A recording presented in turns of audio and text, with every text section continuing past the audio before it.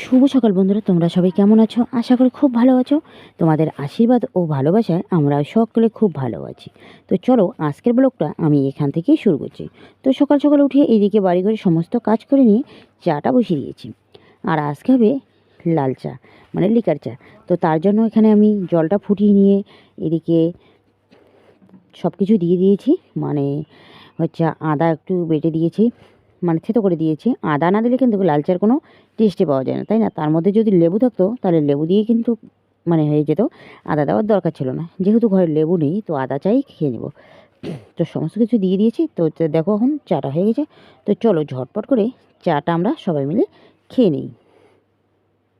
সকাল সকাল চা খাওয়া দাওয়া করে এই যে রান্নাবান্না শুরু করে দিয়েছি। এখানে আছে কি বলো তো, টমেটো আর হচ্ছে জিরা আলু দিয়ে ঝোল করবো, মাছ আছে। আর এখানে ডিম সিদ্ধ বসিয়ে দিয়েছি। কেউ মাছ খায় না, কেউ বেগুন খায় না, কেউ কিছুই খায় না, কারো জন্য শাঁখা রান্না করবো। তো যাই ঝটপট করে রান্নাবান্না করে নিই। তো এক জায়গায় যাওয়ার কথা, তো যাবো আজকে কোথায়, তো সেটা পরে তোমাদের সঙ্গে শেয়ার করবো। কোথায় যাবো না যাবো তো পুরোটাই শেয়ার করবো। আর এইদিকে বাঁধাকপি নিয়েছি, বাঁধাকপি রান্না করবো আজকে ছেঁকা। বেশি রান্না করবো না, অল্প একটু ছেঁকা রান্না করবো। মাছ রান্না, মা মাছ খায় না, ডিম খায় না, ঠিক আছে। তো বন্ধুরা বাড়িঘরে সমস্ত কাজকর্ম করে রান্নাবান্না করে রেখে চলে আসছি আমি এইদিকে আটপুকুরি ব্যাংকে গিয়েছিলাম। কিন্তু ব্যাংক থেকে এসে এইদিকে দেখো দোকানে একটু কাজ ছিল, আমার না, আমার সঙ্গে যে এসেছিলো তার কাজ ছিল। তো কাজটা করে নিয়ে এই যে চলে আসলাম বাড়িতে। তো বাড়িতে দেখো আসলাম, আর মন মেজাজটা মানে ততটা ভালো নেই। দেখো শরীরের অবস্থা আমার কি অবস্থা হয়েছে, মানে কেন যেন না এতটা খারাপ লাগছে। আসলে কি বলো তো, আজকে আমি বাড়িতে যাওয়ার কথা ছিল, তো কিন্তু বাড়িতে যেতে পারলাম না। বাড়িতে যাব বলে আমি এদিকে দেখো ডিম শুদ্ধ করলাম, ভাত রান্না করলাম যে বাবার জন্য এইদিকে নিয়ে যাবো। বাবা আছে বাড়িতে, মা আছে, কিন্তু যেতে পারলাম না। রাজু বাবা আমাকে আর যেতে দিল না। তারপর মনটা এতটা খারাপ হলো, একটু মানে চুপ করে থেকে তারপর আবার চলে গেলাম রান্নাঘরে। তো বন্ধুরা ধান সিদ্ধ করার সময় এমন একটা ঘটনা ঘটে গিয়েছিল, তো কি বলবো আর, যে আমি যে আছি বেছে এটাই বেশি। হয়তোবা আমাকে নিয়ে এতক্ষণ না দৌড়োদৌড়ি লাগতো, বা নার্সিং হোমে ভর্তি হতে হতো, বা চোখে মুখে আমার যদি পড়তো তাহলে কি হতো বলো তো, চোখটা হয়তোবা চলে যেত। আসলে এদিকে মানে ধান সিদ্ধ করার সময় এমন একটা ঘটনা ঘটেছে, সেটা হচ্ছে কি বলো তো, এই যে ধান সিদ্ধ করার সময় গ্যাস লাইট যে ছিল, উনুন জ্বালানো হয়েছে, ওটা আর খুঁজে পাচ্ছিলাম। কিন্তু ধানের মধ্যে এমনভাবে আর কি গিয়েছে, জানি না কী রকম করে গিয়েছে, মানে ফুটে এসেছে আমার এইদিকে পাশেই পড়ে গিয়েছিল। কিন্তু যদি চোখে পড়তো বা মুখে পড়তো তাহলে আজকে দেখো অনেক বড় একটা কিন্তু ক্ষতি হয়ে যেত আমার। তো বন্ধুরা বাড়িতেও কয়েকদিন ধরে এমন একটা সমস্যা আছে যেটা তোমাদেরকে বলতে পারছি না, তার জন্য না এমন মনটা আমার যে খারাপ, কি বলবো আর। তো আজকে সকাল 6টা থেকে এদিকে বৃষ্টি শুরু হয়েছে, আর এত মুষলধারা বৃষ্টি, আর এত হাওয়া বাতাস, কি বলবো আর। তারপর তো বাইরে হয়ে আলুগুলো ডেকে ধানগুলো ওই করে রেখে তারপর আমরা তো ঘুমিয়ে পড়েছিলাম। মানে একটু ঘুমাইছি পরের দিন, তো 8টার দিকে একটু ঘুমাইছি, আর এই দিকে 8:30টার দিকে একটু উঠলাম। আর একদম উঠানের মধ্যে একদম জলে জল হয়ে গেছে। ওই যে কালো ডাক্তার দেখা যাচ্ছে না ধাড়ির মধ্যে, অত দূর জল ছিল, মানে একদম চুলোটা মানে উনুনটা একদম ভরে গিয়েছিল, দেখাই যাচ্ছিল না। পরে আর শেয়ার করা হয়নি, তো দেখাই যাচ্ছে দাগটা, তাই না? আর ওই দিকটা দেখো বন্ধ করা আছে, তো ওই দিকটা খুলে দিলে কিন্তু জলগুলো ঝকঝক করে চলে যাবে, পরিষ্কার করে আর কি চলে যাবে। তো ওই জায়গাটা এখন খুলে দিতে হবে, কারণ এতদিন ওই দিকটা না কেমন যেন দেখা যায়। তো ভাবলাম যে না ওটা বন্ধ করে দিই, কিন্তু এখন বর্ষা দিন এসেছে, এখন কিন্তু ওটা খুলে দিতে হবে। তো চলো ঝটপট করে ওটা খুলে দিয়ে বাড়ি ধরে সমস্ত কাজগুলো করে নিই। আর উঠানের অবস্থা কীরকম হয়ে আছে দেখো, দেখো উঠানের মধ্যে ডাল পালা পাতা কতগুলো যে হয়ে আছে। ওই বারান্দাটা দেখো, সম্পূর্ণ বারান্দাটা একদম জলে ভরে গিয়েছে।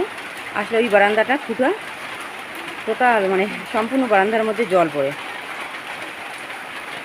হয়তো এখান থেকে দেখা যাচ্ছে ভালো, কিন্তু না, উপরের যে টিনগুলো আছে সবগুলো একদম ভেঙে গিয়েছে। আর এই বারান্দাটাও দেখো, এই যে টিনগুলো ভেঙে গিয়েছে, জল পড়তে পড়তে এই দিকটাকে একদম ওকে ভিজে গেছে দেখো। বন্ধুরা আজকের এই বৃষ্টির মধ্যে অনেক কিন্তু আমাদের ক্ষয়ক্ষতি হয়ে গেছে। তো সেটা তোমাদের পরে দেখাবো, তখন আগে বাড়ি ঘরে কাজগুলো করে নিই। আর একটা কথা কী জানো, যখন ভাগ্যটা খারাপ থাকে না, সব কাজ দিয়েই খারাপ চলে।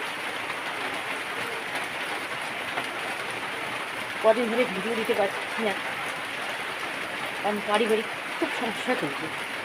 কিন্তু আজকে আমার কত যে ক্ষয়ক্ষতি হয়ে গেছে, যাই হোক সবটাই আমাদের বড় শেয়ার। তো উঠানটা জলে ভরে গিয়েছে, তো তার জন্য কি করলাম, এই দিকটা না এখন আমি খুঁড়ে দিচ্ছি। আসলে এই দিকটা না একদম মাটি দিয়ে বেঁধে দিয়েছিলাম, যাতে করে একটু দেখতেও ভালো। আর মাটি দিয়ে যখন আমি বারান্দাগুলো মুছি, ধাড়িগুলো মুছি, কিন্তু ওই জায়গাটাও মুছি নিই। কিন্তু এখন আর ওই সব দেখে লাভ নেই, কারণ এখন নিজেকে দেখতে হবে, তার মধ্যে নিজের কাজগুলো যেভাবে ভালো হয় সেভাবেই কিন্তু আমাকে করতে হবে, তাই না? তো তার জন্য আমি এখন এগুলো পরিষ্কার করে নিচ্ছি। তো সমস্ত উঠানটা ঝাড় দিয়ে নিয়ে আমি এখানে জমা করে রেখে দিয়েছি। এখন এই যে মাটিগুলো হাত দিয়ে দিয়ে আস্তে আস্তে করে সরিয়ে নিচ্ছি।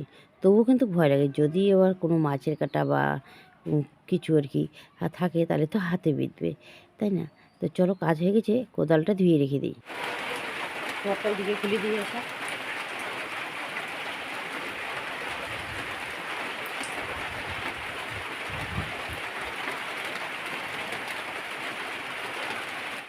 ও কাজ করে দিচ্ছে।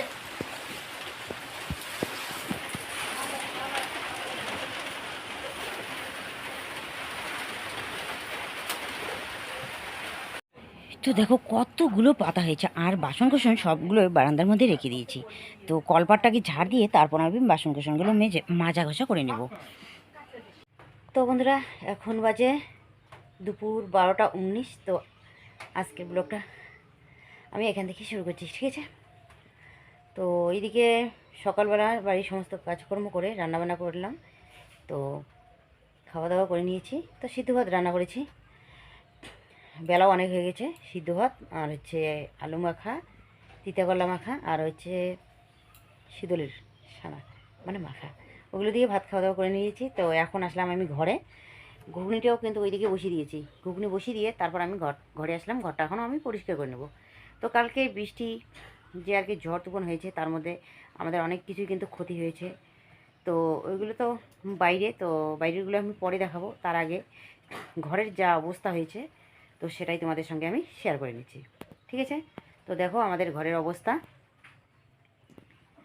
বলছি, দেখো জল পড়ে কি অবস্থা হয়েছে, গর্ত হয়ে গেছে একদম। তারপর হচ্ছে এই দিকে দেখো, ঘরে রাখি ছাগল, দুটো ছাগল রাখলে কি অবস্থা হয় ঘরের। তো সকালবেলা একদম কিন্তু ঝাড় দিয়েছি। আর তারপর দেখো আরও কতগুলো পায়খানা করে রেখেছি, ঝাড় দেওয়া এখনও হয়নি। তো সমস্ত ঘর দুয়ারগুলো পরিষ্কার করে নিয়ে, মানে বিছানাগুলো পরিষ্কার করে নিয়ে তারপর আমি ঘরটা ঝাড় দেবো। কারণ 12টার সময় ছাগলগুলো ঘর থেকে বাইর করা হলো, তো এরকম তো হবেই। আর বিছানা ওইদিকে ভিজিয়ে গেছে, বিছানা। তারপর হচ্ছে এই যে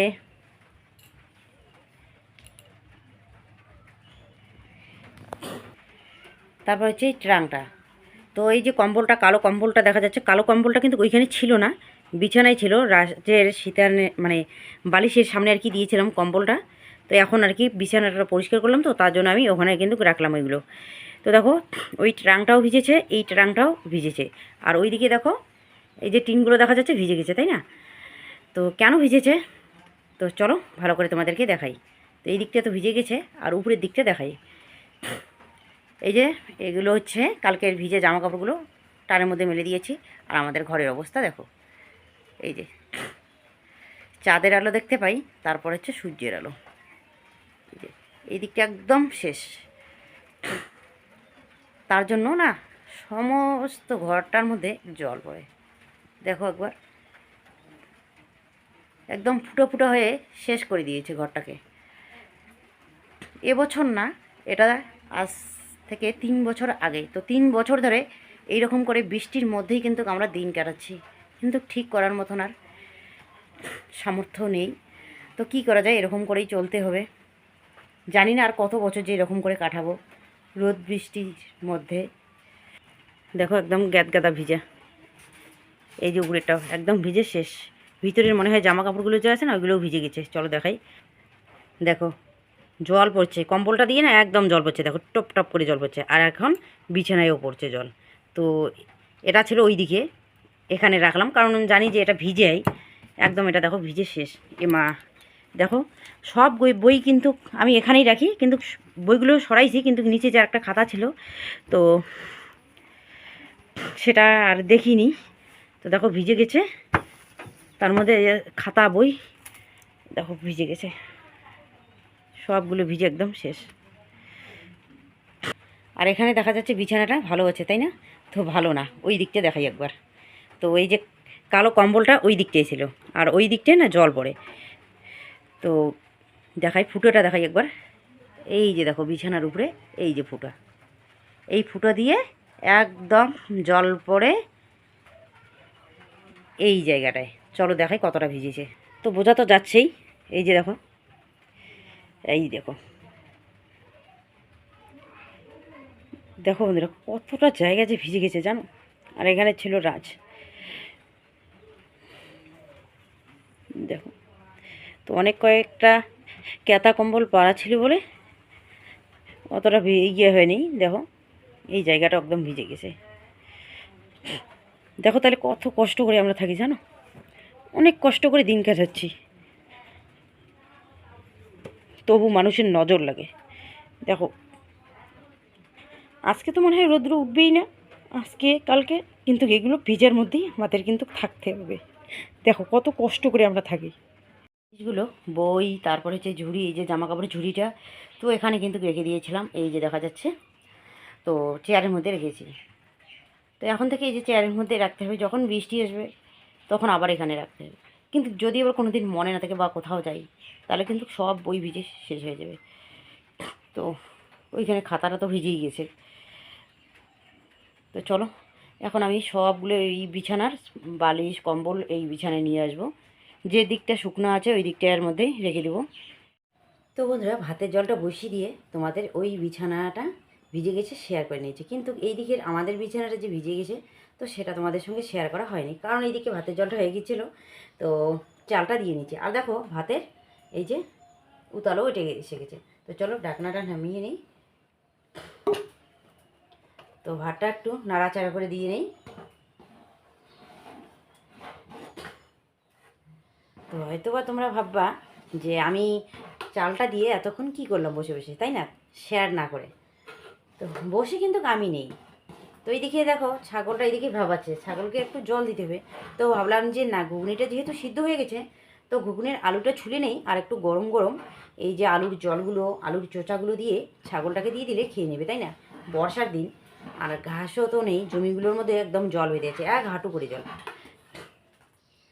তো যাই হোক, তো তাই জন্য আমি কী করলাম, এদিকে দেখো চালটা দিয়ে এই যে আলুগুলো ছুলে নিলাম। যাই হোক, এদিকে ভাতটা হয়ে যাক, আর আমি ততক্ষণে তাড়াতাড়ি করে তোমাদের ওই বিছানাটা শেয়ার করে আসি। এই যে আলুগুলো ছুলে রাখলাম, তো এটা কিন্তু ঢেকে রাখতে হবে।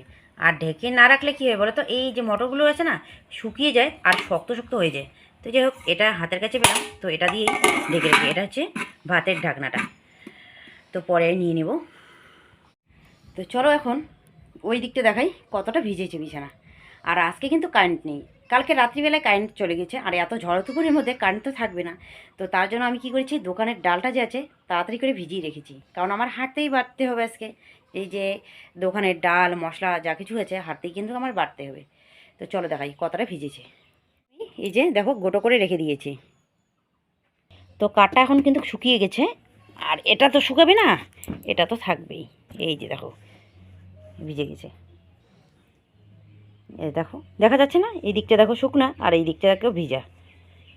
এই যে, কিন্তু রোদ্রেও তো নেই, রোদ্রেও তো দেওয়া যাবে না, দেখো তো কতটা জায়গা ভিজে গেছে। বিছানার চাদরটাও ভিজে গেছে, তবু এরকম করে সুন্দর করে পেতে রাখলাম, কারণ কোন সময় কে আসে, তাই না? বিছানাটা তুলে রাখলে একদম খারাপ লাগবে, আর রোদ্রও নেই দিব যে বাইরে। এরকম হচ্ছে আমাদের অবস্থা, ভিজে একদম শেষ। তো এইটুক ভিজেছে, কারণ ওই দিকে ফুটো আছে, ওই দিকে, এই দিক থেকে দেখা যাবে না, ওই দিক থেকে দেখা একদম ভেঙে গেছে, মনে হয় শিং খুঁড়িয়েছে, তাই না? ওই রকম দেখা যায়। তো শুধু এটা না, বর্ষা আসলে না এই দিকটা যে আছে সম্পূর্ণটা একদম ভেঙে যাবে। দেখো একদিনের বৃষ্টির মধ্যে কি অবস্থা হয়ে গেছে ধারিটা। তো এই দিকটা তো ভেঙেই গেছে, ভাঙার কিন্তু ছকটা দেখাই যাচ্ছে, আরও যে ভাঙবে। এই দিকটা দেখো দাগ দাগ হয়ে গেছে, এই যে দেখো ফুটা দেখা যাচ্ছে, হয়তো বা ছোটো ফুটাটা কিন্তু জল পড়ে এইদিকে। তো দেখো এই যে আমাদের আলনাগুলো, আর এই দিকটা দেখো এই যে ফুটা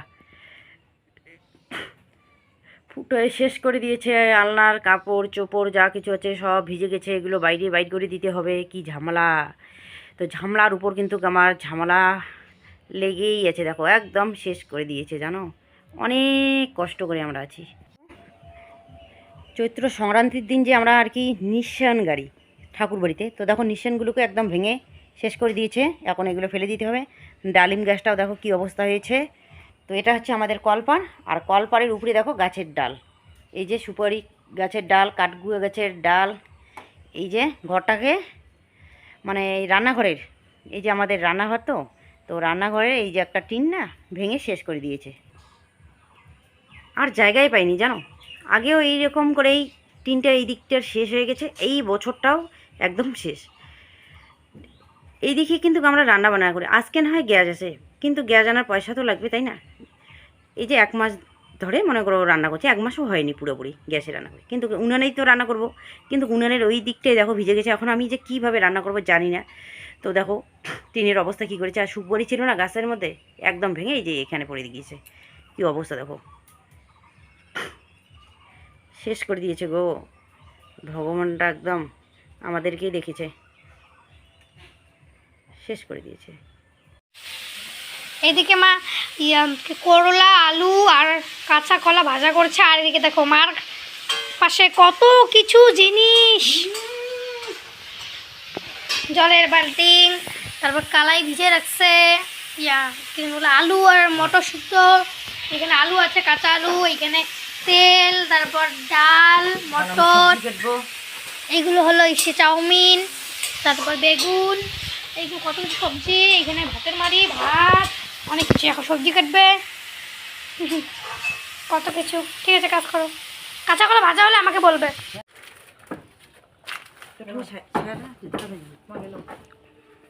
হ্যাঁ তোর উঠতে থাকে, হ্যাঁ সেটা উঠে থাকে, উঠে ইন্ডিয়ান ঠাম্বুক সাইড দেখা যায়।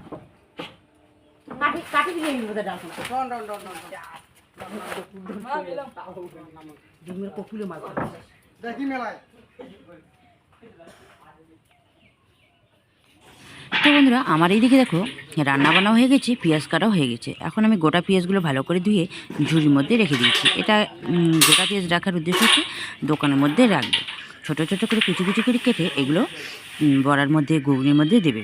এখন আমি লঙ্কার বড়াগুলো তাড়াতাড়ি করে ছুলে নিচ্ছি। তো ভাত হয়ে গেছে, দিদিমাকে আর মাকে খেতে দিয়েছি। তো ঠিক আছে বন্ধুরা, আজকের ব্লগটা এ পর্যন্ত, কালকে দেখা হবে একটি নতুন ভিডিওতে। তোমরা ভালো থাকো।